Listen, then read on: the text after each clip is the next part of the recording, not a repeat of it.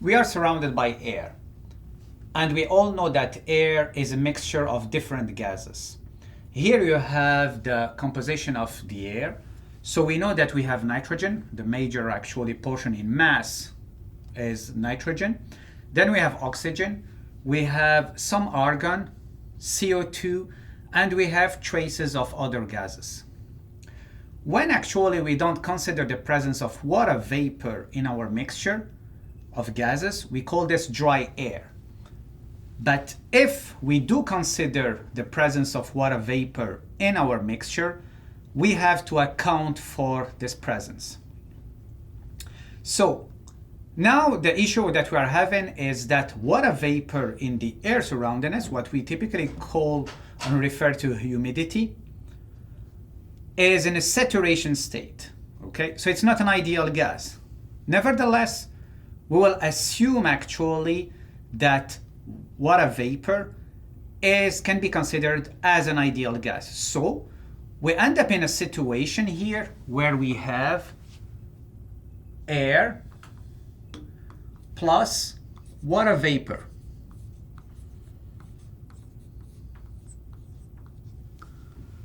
And we will assume this as a mixture of ideal gases.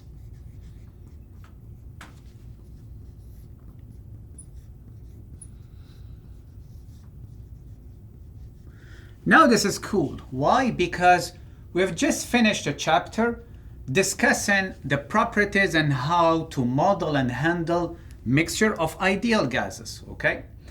And the first thing we will have to look at is what model actually to pick, Amagat's model or Dalton's model.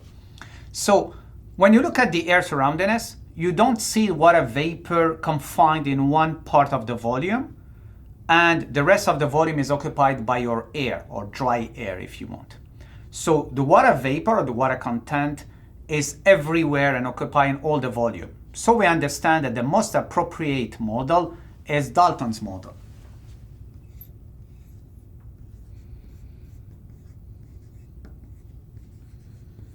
Now, Dalton's model deals with partial pressures. So what does it mean?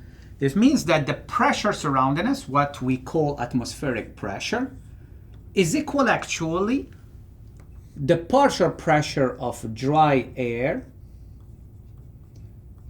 plus the partial pressure of the water vapor surrounding us. Okay, so this is partial pressure of water vapor.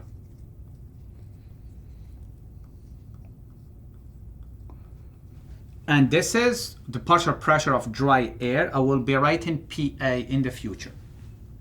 What does it mean is that when we claim that the atmospheric pressure is 100 kilopascal, this is the summation of the two, and this means that the partial pressure of a water vapor is much lower than 100 kilopascal. So the behavior of the water vapor is not dictated by the 100 kilopascal, but dictated by its partial smaller pressure.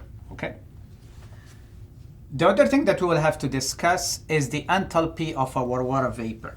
Here we will be assuming that the enthalpy of the water vapor is equal to the enthalpy of the saturated water at the same temperature. You can see here that enthalpy is only a function of temperature because we assume it's an ideal gas, okay? So, and this is valid actually as long as your temperature is quite lower than 60 degrees C, okay?